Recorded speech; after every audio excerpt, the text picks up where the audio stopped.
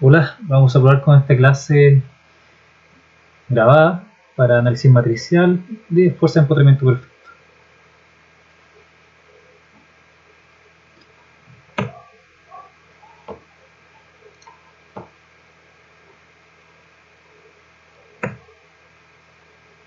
Primero, recordar un poco de qué se trata o cómo estamos trabajando con nuestra estructura, cuáles son las condiciones de carga que esta tiene. En principio, y como hemos trabajado hasta ahora, siempre trabajamos con cargas puntuales, ¿cierto? Con cargas que trabajan en los nodos de la estructura, porque nuestro elemento estructural es un elemento discreto. Y nuestra estructura la hemos modelado en base a puros elementos discretos. Por lo tanto, nuestra estructura está en base a rigidez, fuerza y desplazamiento de nodos, que podemos ver graficados de color rojo en la imagen de la derecha. Nuestro objetivo ahora es poder modelar las fuerzas en el vano o fuerzas entre nodos, como se grafica en la imagen de la derecha abajo. Espero que puedan ver el mouse al tercer sitio. Bueno, ante la misma condición anterior, tenemos elementos discretos de una estructura, tenemos que la carga, en este caso es distinta, pero nuestro análisis sigue siendo discreto. La rigidez del elemento discreto, la fuerza de un elemento discreto y los desplazamientos también lo son. Todo asociado a nodos que podemos ver en la figura como estos cuadrados de color rojo. Bueno, la pregunta ahora es ¿cómo modelamos esta fuerza en el vano para elementos discretos? Llamaremos esto cargas en el vano. En el mundo real las cargas en el vano o las cargas no son únicamente puntuales, sino que también se aplican en condiciones diferentes. Por ejemplo, una carga de nieve, una carga de viento, carga de empuje de tierra, carga de temperatura, ya sea una variación seccional o variación uniforme, que veremos un poco más adelante, y sobrecargas de losas o techos. Todas estas son cargas distribuidas. Y una imagen, por ejemplo, una carga de nieve. ¿Cómo modelaremos esta carga de nieve? Este sería una nieve balanceada, de igual magnitud a ambos lados del techo. O el caso de una modelación de cargas de viento, en este caso de izquierda a derecha, donde vemos que lateralmente el muro se carga una carga uniforme y los techos también uniforme, pero normal a la superficie. Una tercera condición puede ser una carga de temperatura, en la cual la estructura se montó a una temperatura ambiente de 15 grados y la estructura es abierta o sin condición de aislamiento, por la cual puede existir una variación de temperatura, en este caso más o menos 15 grados desde su temperatura de montaje o instalación. Una cuarta condición, vemos acá una estructura con aislación en donde la temperatura exterior puede variar entre los menos 15 y 30 grados y tiene una temperatura interior constante, relativamente constante, a 30 grados. En este caso estaríamos hablando de una variación seccional en donde nuestro elemento estructural, que sería en este caso columnas y vigas, en su exterior tendrá una variación de temperatura y en su interior una temperatura constante. Todas estas condiciones son necesarias o son exigibles para modelar nuestra estructura. Ahora la pregunta es, ¿cómo modelamos esta fuerza en el vano? Bueno, la modelación de la fuerza en el vano de estos elementos estructurales se conoce como fuerza de empotramiento perfecto.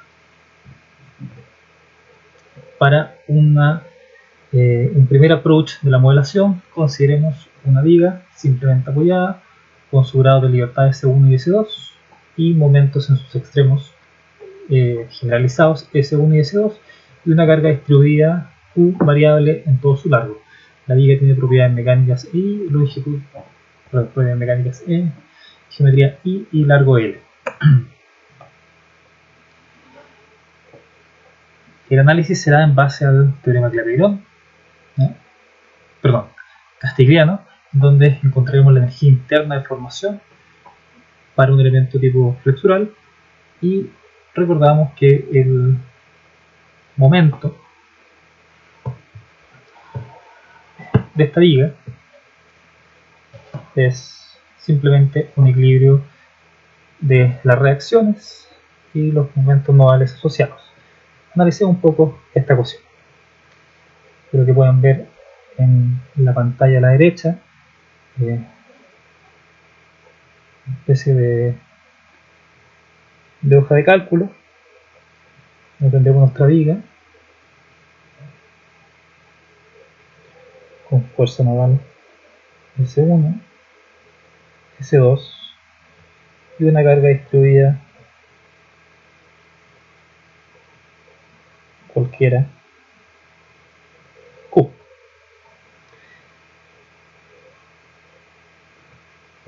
Pensemos que nuestra reacción va a estar asociada por una parte a estas fuerzas nodales S1 más S2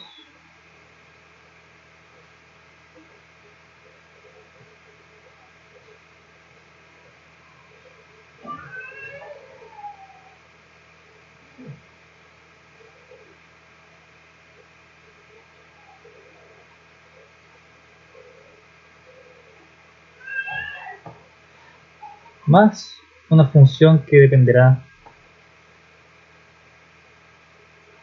de Q.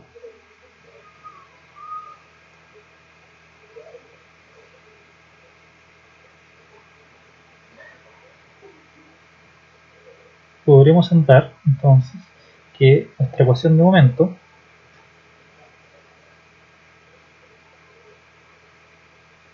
depende de esta reacción que es S1 más S2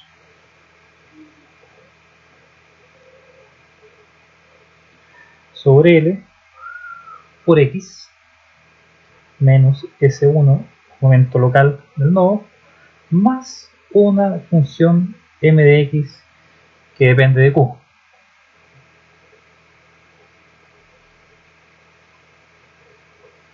que a su vez también es variable.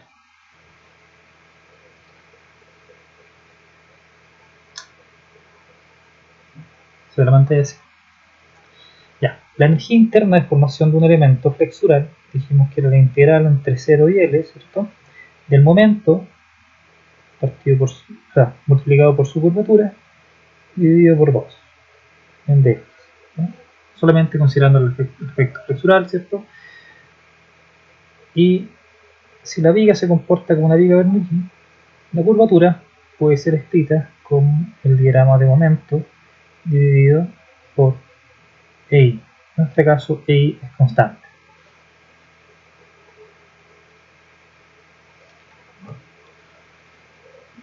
Bueno, utilizando el teorema de Castigliano, lo que encontramos es que la derivada de la energía interna asociada a estas fuerzas de momento puntuales S1 y S2 nos darán los desplazamientos o giros asociados a estas fuerzas, en este caso giros S1 y S2. Si realizamos este cálculo, vamos a encontrarnos con las siguientes dos ecuaciones.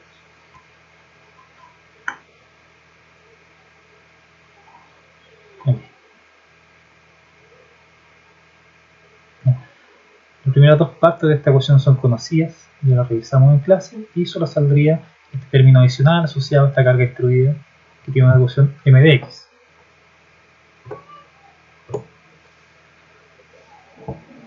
Bueno, como la solución ya la vimos de forma parcial, encontramos acá la matriz de flexibilidad, ¿ya?, asociada a los primeros términos de giro, de momento, perdón, S1 y S2, y dos giros S1 y S2 0 que estarán asociados a los giros iniciales. Aplicando directamente la inversa de la matriz de flexibilidad, también que conocemos como matriz de rigidez, podemos encontrar los momentos nodales, ¿ya?, y las fuerzas equivalentes asociadas a estas deformaciones. Por lo tanto, las fuerzas equivalentes se pueden entender ya sea como deformación inicial o fuerza inicial dentro del elemento estructural.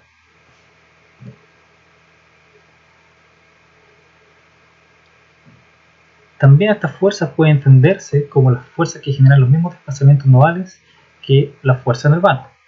Vamos al siguiente diagrama. Pensemos que esta línea segmentada de color rojo es la deformación de la viga ante esta carga distribuida. Nosotros encontramos que ante unas fuerzas equivalentes S1 y S2, 0,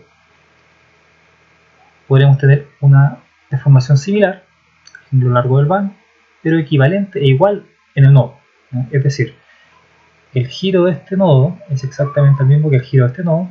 Análogamente, el giro de este nodo es igual que el giro de este nodo.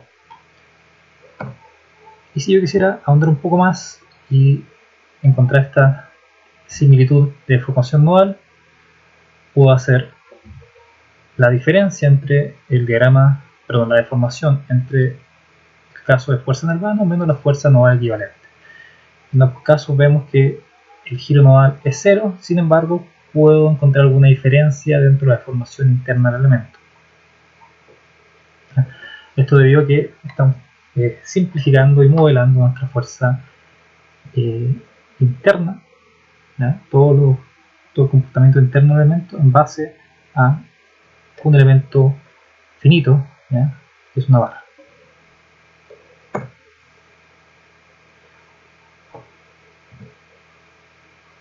Bueno, veamos un ejemplo de esta fuerza equivalente. Consideremos una viga con carga distribuida uniforme, para la cual la ecuación de momento asociada es la siguiente, ¿ya? En lo que el diagrama de momento depende de la reacción Q0 L medios por X menos la acción de la carga distribuida uniforme. En tal caso, los esfuerzos internos asociados los podemos calcular como la matriz de energías por la deformación inicial equivalente, y esta deformación inicial equivalente corresponde a la integral del momento partido por ahí por estas funciones que conocerán más adelante en otros cursos como funciones de interpolación.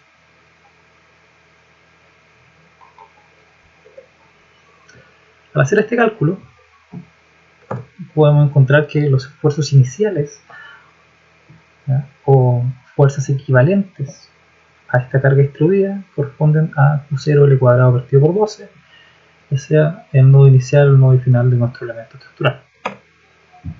Por lo tanto, lo que encontramos es que ante la condición de una viga simplemente apoyada de carga uniforme, las fuerzas equivalentes corresponden a las indicadas en la presentación.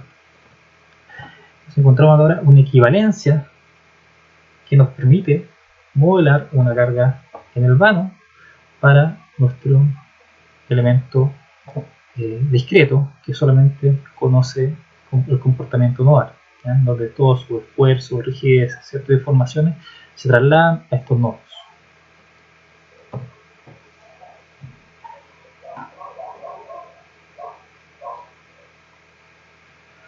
Bueno, pero nosotros no solamente trabajaremos con fuerzas de momento, ¿cierto?, en el vano, sino que necesitamos también las reacciones, ¿ya?, de corte o fuerzas. Para esto tendremos ya sea elementos flexurales o elementos tipo barras y para la modelación de estos esfuerzos internos necesitamos restringir su desplazamiento nodal. Estos serán nuestros elementos estructurales asociados o equivalentes para poder modelar, como dice acá, la fuerza de empotramiento perfecto del elemento. ¿Ya? En el primer caso vimos algo muy similar, ¿cierto? Analizamos una viga simplemente apoyada. En este caso estamos cambiando este modelo a un modelo empotrado, para lo cual nosotros encontramos momentos y reacciones. En el caso de una viga axial, simplemente tendremos las reacciones axiales o fuerzas horizontales del elemento. Entenderemos que las fuerzas o reacciones de empotramiento perfecto son aquellas reacciones debidas a las cargas en el vano en un sistema con su grado de libertad nodales restringidos. Y las fuerzas equivalentes son aquellas fuerzas que simulan las fuerzas en el vano como fuerzas o momentos nodales. O sea, son similares pero no son exactamente lo mismo. Cuando yo trabaje con fuerzas de empotramiento perfecto para la resolución de un problema, lo que me estoy refiriendo son las reacciones que existen ante el concepto de restringir modalmente el desplazamiento de este elemento estructural. En cambio, la fuerza equivalente es encontrar una transformación de fuerzas de la fuerza en el vano hacia el nodo.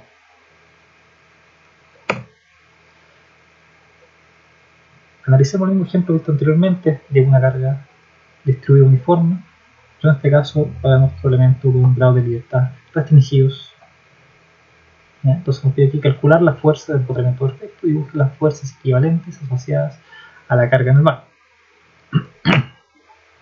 Bueno, en este caso nuestro diagrama de momento vendrá dado por RA por X, la reacción de corte, menos el momento, menos el esfuerzo, menos el momento asociado a la carga distribuida. Y la energía interna de formación seguirá siendo la misma que antes. Ahora la condición que impondremos para modelar este empotramiento será que el desplazamiento, ¿ya?, o el giro asociado a estos puntos A serán nulos. ¿Qué es lo que quiero decir? Miremos la pantalla. Que si originalmente de U y a DRA es igual al desplazamiento en A, lo que estamos diciendo es que esto es 0. ¿Por qué? Porque es un empotramiento.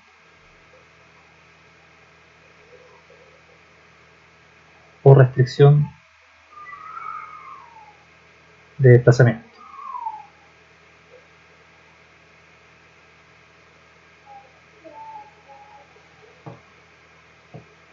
Análogamente, diremos que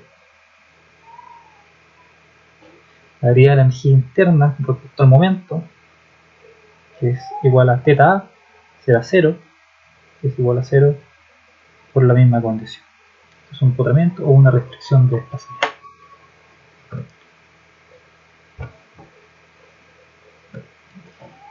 Al resolver este problema, lo que encontramos son las fuerzas de empotramiento perfecto y lo que nos piden es graficar las fuerzas equivalentes. Entonces, recordando, las fuerzas de empotramiento perfecto son las reacciones debido a esta fuerza en el vano y las fuerzas equivalentes son las fuerzas equivalentes asociadas a esta fuerza en el vano. Si yo hago un gráfico o un esquema de esto, es decir, tengo fuerza distribuida U0 uniforme, que es equivalente a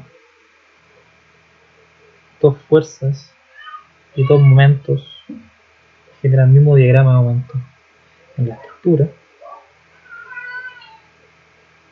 U0 L cuadrado partido por 12, con esta es la reacción de la equivalencia de momento.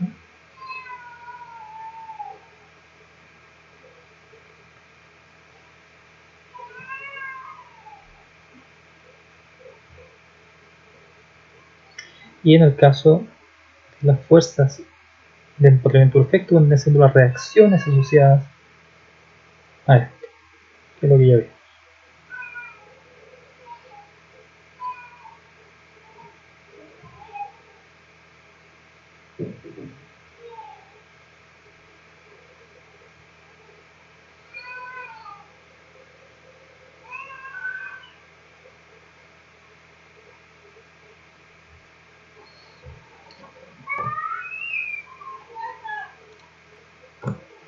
En resumen, lo que tenemos es lo siguiente: la modelación de fuerzas de empotramiento perfecto en base a las reacciones, que son las fuerzas de empotramiento perfecto, o fuerzas nodales equivalentes.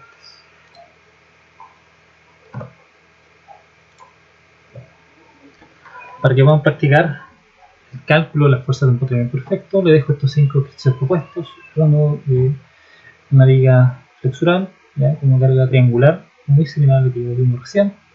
Un segundo ejercicio con una carga de momento puntual, a una instancia AL del borde, otro con una carga puntual a una instancia de L medios, un tercer ejercicio para una variación de temperatura seccional del elemento y un cuarto elemento de un elemento axial con una carga de temperatura constante en todo su largo.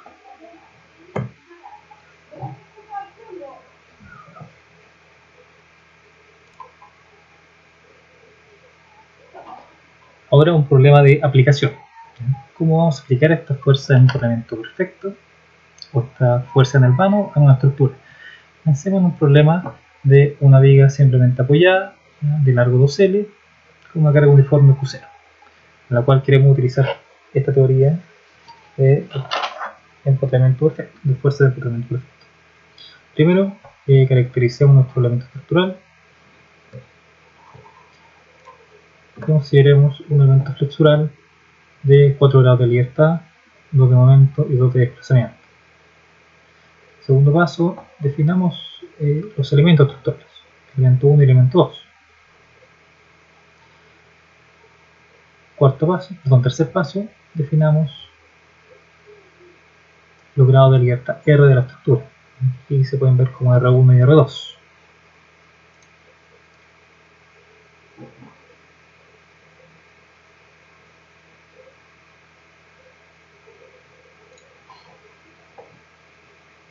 Ahora, lo que voy a hacer, voy a cambiar la pantalla y voy a programar esta solución. Antes de eso, voy a mostrar las fuerzas de empotamiento perfecto asociadas a cada uno de nuestros elementos estructurales que ya vimos para una viga de largo L, corresponde a lo que está mostrado en la pantalla. ¿Ya? Momentos Q0 L cuadrado partido por 12 y una fuerza de reacción Q0 L medios para cada uno de los dos elementos estructurales.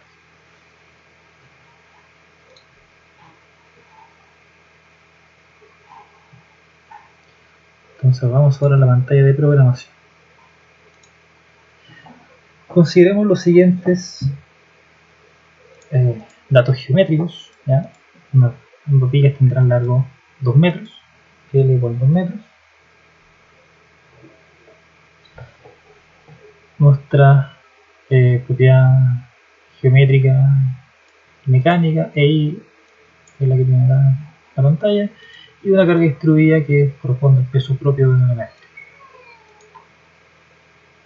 Entonces lo primero que hicimos fue definir nuestra estructura, o definir los grados de libertad de nuestra estructura. Vamos a mirar a la pantalla que está acá al lado para ver estos grados de libertad.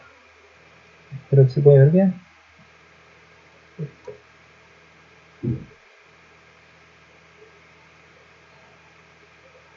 Se puede ver bien.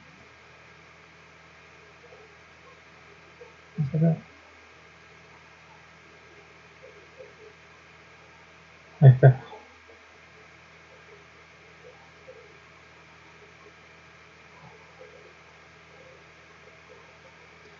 Nuestra estructura tiene 3 nodos, ¿cierto?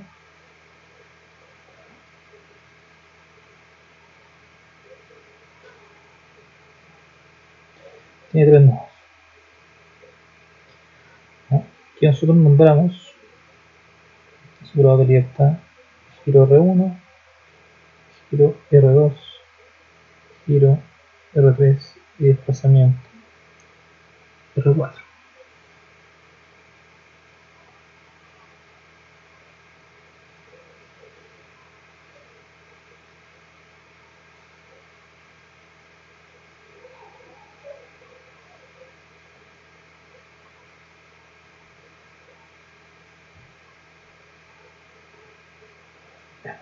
Además de estos 2 grados de libertad, sobre estos 4 grados de libertad, tendremos grados de libertad X, y llamaremos X1 y X2.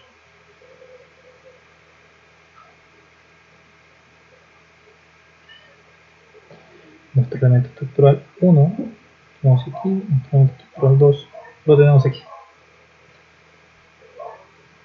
Y ahora lo que haremos será generar la tabla de colocación de la estructura.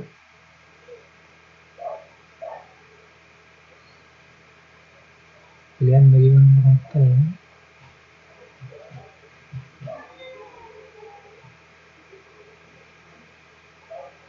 Ya, y veamos nuestra tabla de identificación. Considerando un elemento estructural con los siguientes grados de libertad locales: 1, 2, 3 y 4. Generemos nuestra tabla de identificación para los 4 grados de libertad de la estructura y los 2 elementos estructurales. Esta será nuestra matriz de transformación cinemática a su vez.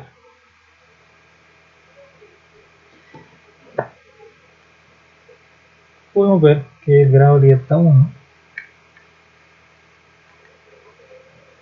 es igual al grado de libertad 1 que tenemos aquí, ¿cierto?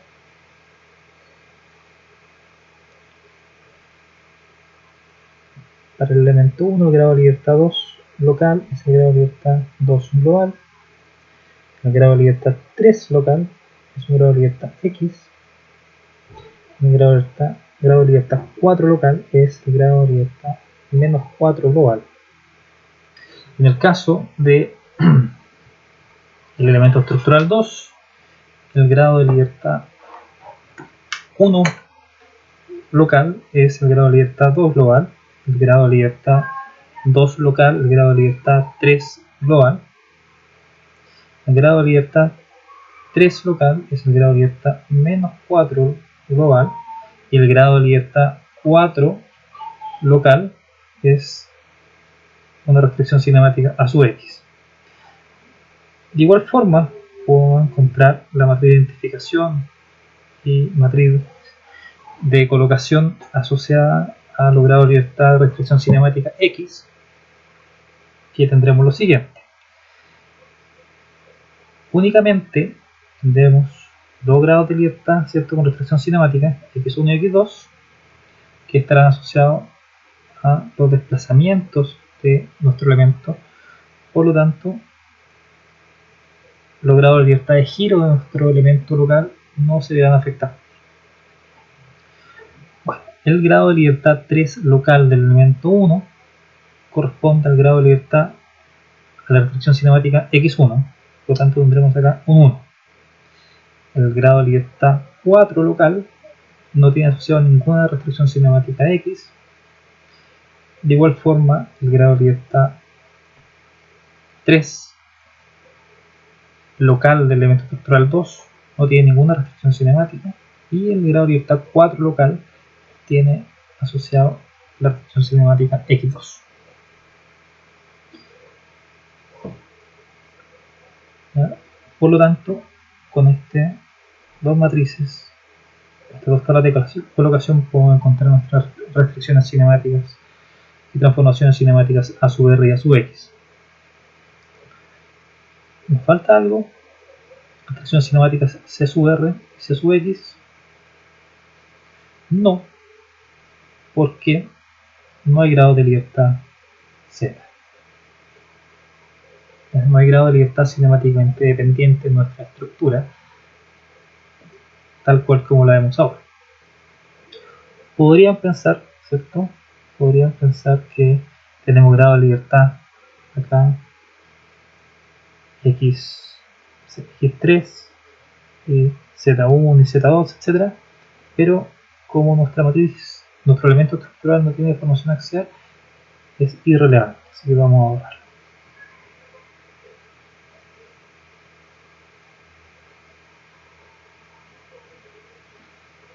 Dejemos acá entonces presentadas las tablas de colocación y miremos la modelación. Esto que será parte de su tarea es escribir estas dos tablas de colocación con alguna fórmula matemática en matrices de transformación cinemática a su R y a su X. ¿Se dan cuenta? Los índices tienen la ubicación del elemento y solamente llenamos nuestra matriz de transformación cinemática con elementos 1 o elementos 2. Eso es lo que buscamos. Por lo tanto, miremos lo siguiente. Nuestra matriz de transformación cinemática tiene 8 filas y 4 columnas. Tiene tantas columnas como grado de libertad tiene mi estructura y tantas filas como grado de libertad locales tienen mis elementos. Entonces miremos dónde están ubicados los 1 de estos dentro de nuestra matriz. En la ubicación 1, ¿ya? Fila 1,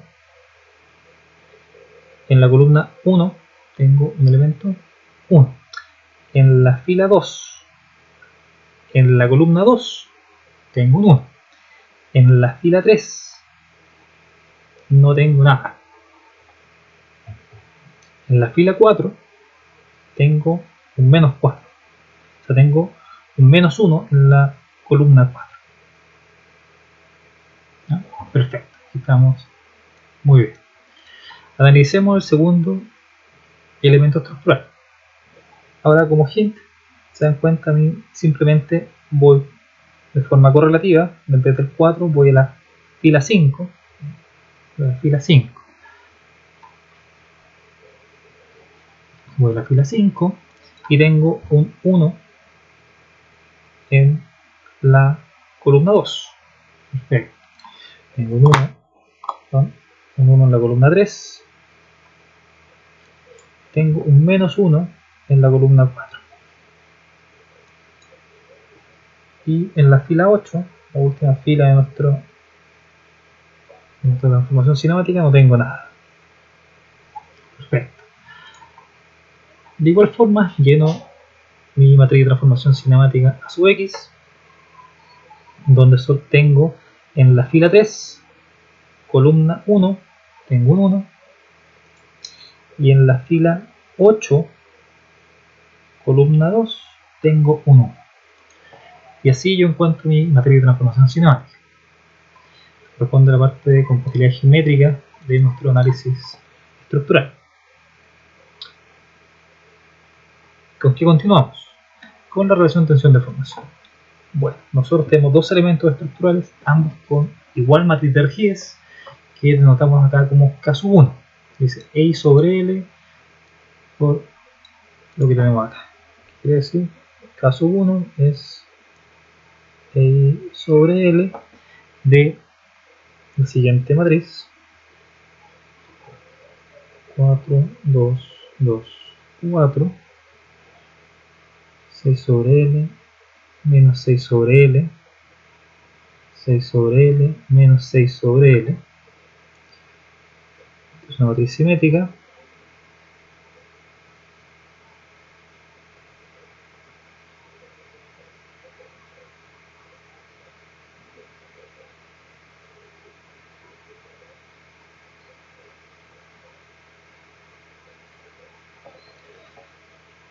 Y nuestra matriz para nuestro análisis se forma de la siguiente forma. ¿Ya? Digamos como cada diagonal, ¿cierto? Una matriz que ensambla nuestra matriz de rigidez de cada elemento de forma diagonal, ¿ya? Por bloques. Diagonal por bloques.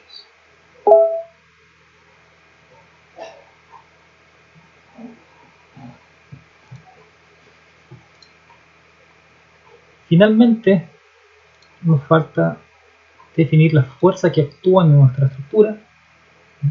Volvamos a la pantalla anterior. ¿Cuáles son las fuerzas que actúan en nuestra estructura? Tenemos fuerzas distribuidas, ¿cierto? Y el concepto acá es poder modelar esta fuerza distribuida como una fuerza nodal. Tenemos dos caminos para hacerlo. Uno, aplicar directamente las fuerzas en los nodos y luego hacer un trabajo matemático para transformar el comportamiento interno del elemento hacia los nodos, o directamente aplicar estas fuerzas distribuidas como pre-esfuerzo de la estructura. Eso es lo que haremos nosotros ahora. Aplicaremos unas fuerzas iniciales, ¿ya? S0, asociadas a las fuerzas de empotramiento perfecto. ¿Ya? ¿Cuáles son estas fuerzas? S0 asociada a la fuerza de empotramiento perfecto son giros, ¿cierto? QL cuadrado partido por 12, QL cuadrado partido por 12, y reacciones QL medios y QL medios.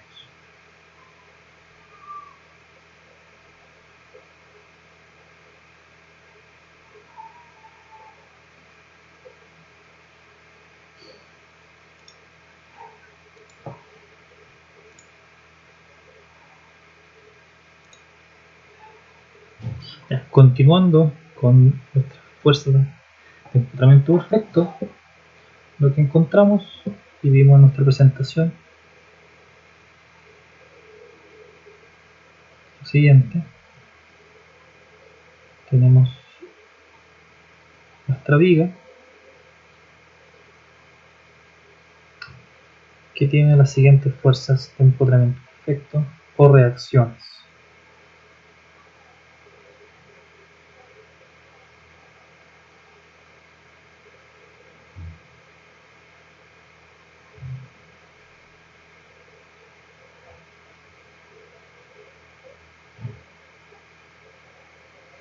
Son las que fuimos aplicadas acá nosotros en cada una de las filas, ¿cierto? 0, L cuadrado partido por 12, ¿no?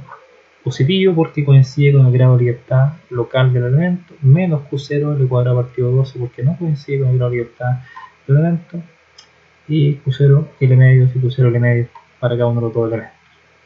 Y tendría siendo nuestra fuerza interna inicial. Y por lo tanto, la fuerza de nuestro vector R, ¿cierto?, que corresponde a la suma de las fuerzas nodales más las fuerzas aplicadas en los grados de libertad Z, la estructura, más la deformación inicial del elemento,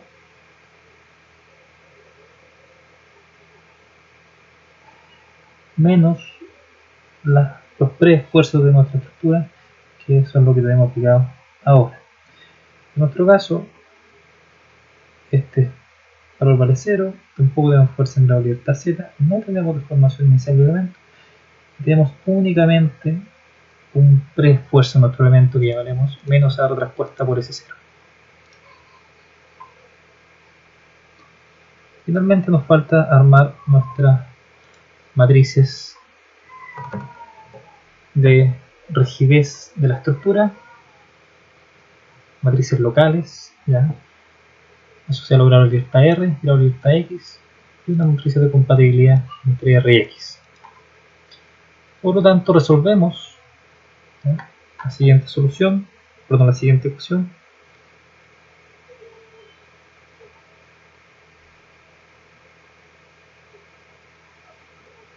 que fuerza externa es igual a la matriz de rigidez de la estructura por los desplazamientos nodales. Por lo tanto, el desplazamiento nodal será la inversa de la matriz de rigidez de la estructura por estas fuerzas nodales. Ya obteniendo los desplazamientos nodales, es más simple encontrar, o en realidad la forma de encontrar las reacciones de la estructura, que las reacciones de la estructura se encuentran como la matriz de compatibilidad K sub XR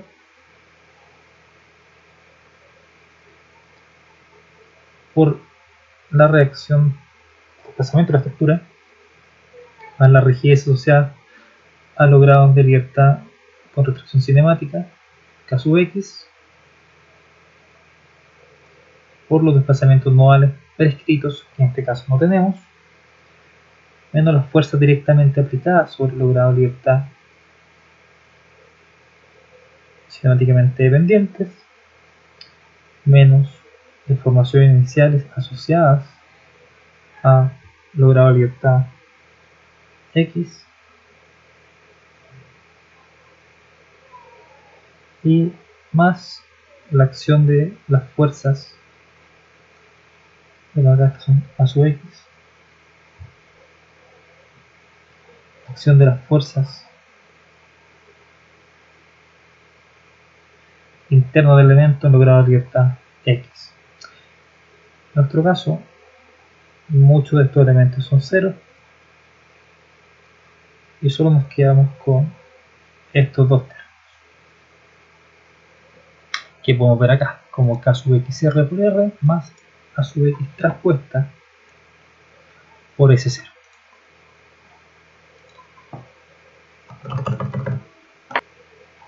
Ya, corriendo el programa, encontramos ahora que la reacción es lo siguiente.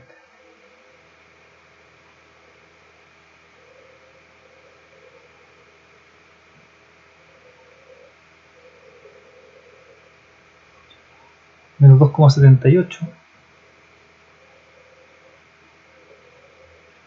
por lo que es a la menos 4 radianes, algo muy parecido a 0. 2,78 por 10 a la menos 4 radianes y 3,47 por 10 a la menos 4 metros, es decir, 0,35 milímetros.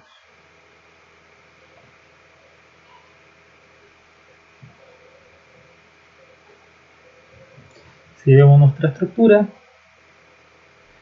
de 4 grados de libertad, perdón, 3 nodos y 4 grados de libertad R, nos está diciendo que el primer elemento desde su horizontal con un grado de libertad positivo hacia allá se curva en esta dirección. En el punto central es casi cero, en realidad es cero. Finalmente llegamos acá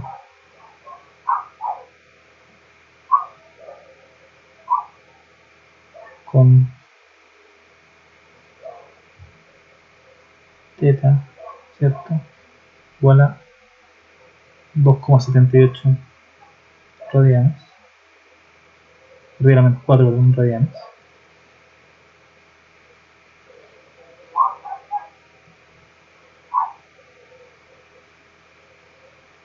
El desplazamiento vertical es 0,35 milímetros.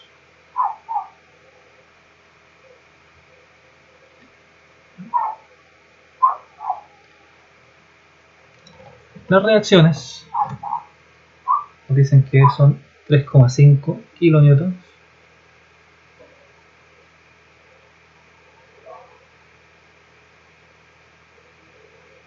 positivo en base a nuestra libertad, ¿cierto? X,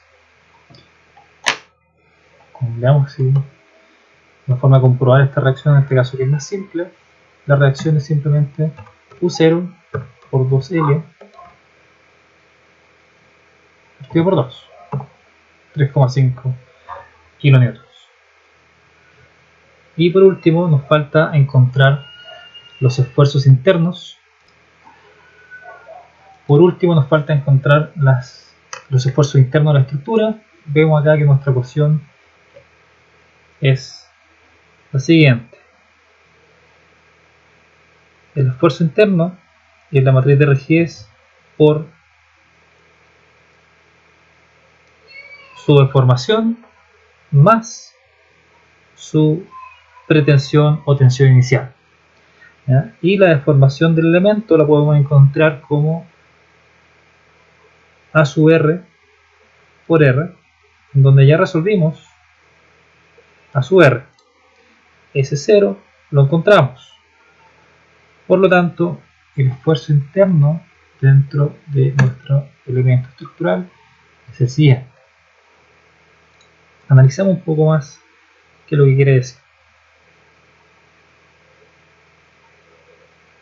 Hagamos un diagrama de momento, ¿ya?, de nuestra estructura, que tiene 3 nodos. ¿Ya?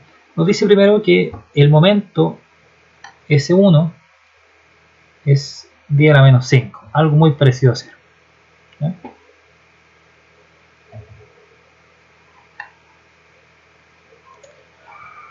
nos dice que el momento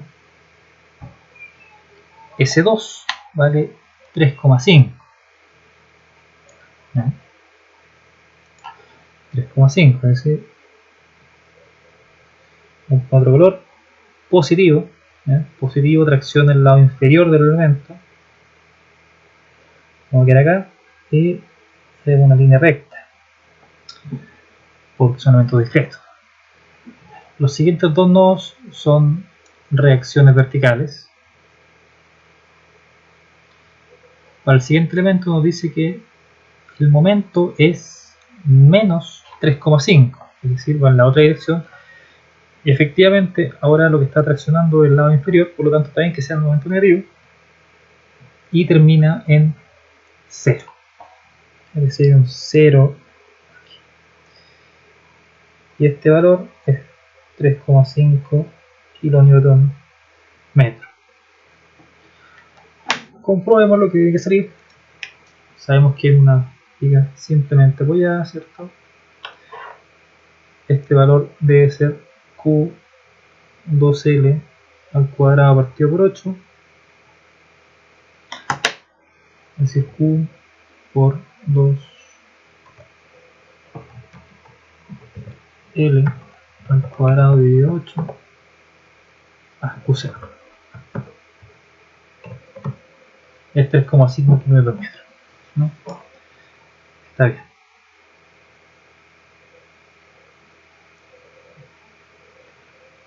Si se dan cuenta, la forma de nuestro diagrama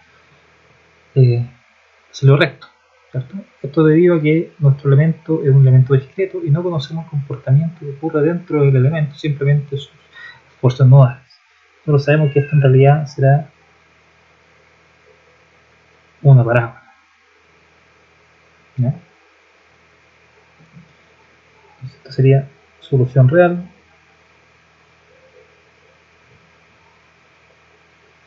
Esto sería modelo de elementos finitos. Modelos discretos, digamos. Existen formas de poder encontrar una relación y encontrar esta forma cuadrática que no veremos ahora. Por último nos falta el diagrama de corte de la estructura. De nuevo, dibujamos nuestro elemento estructural con 3 nodos.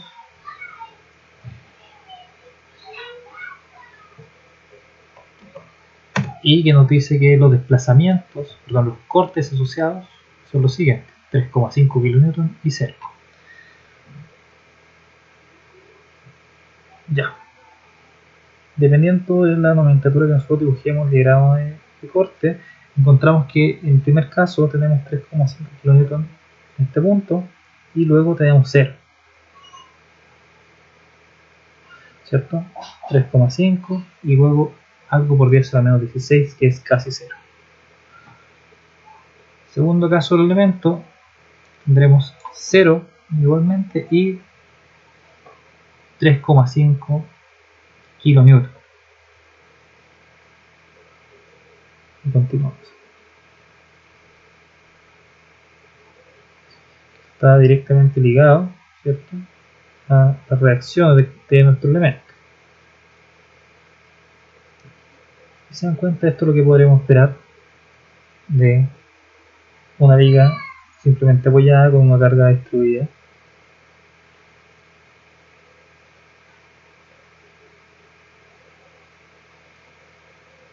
Uniforme. Y algo a notar, ¿cierto?, es que en el punto momento máximo el corte es 0.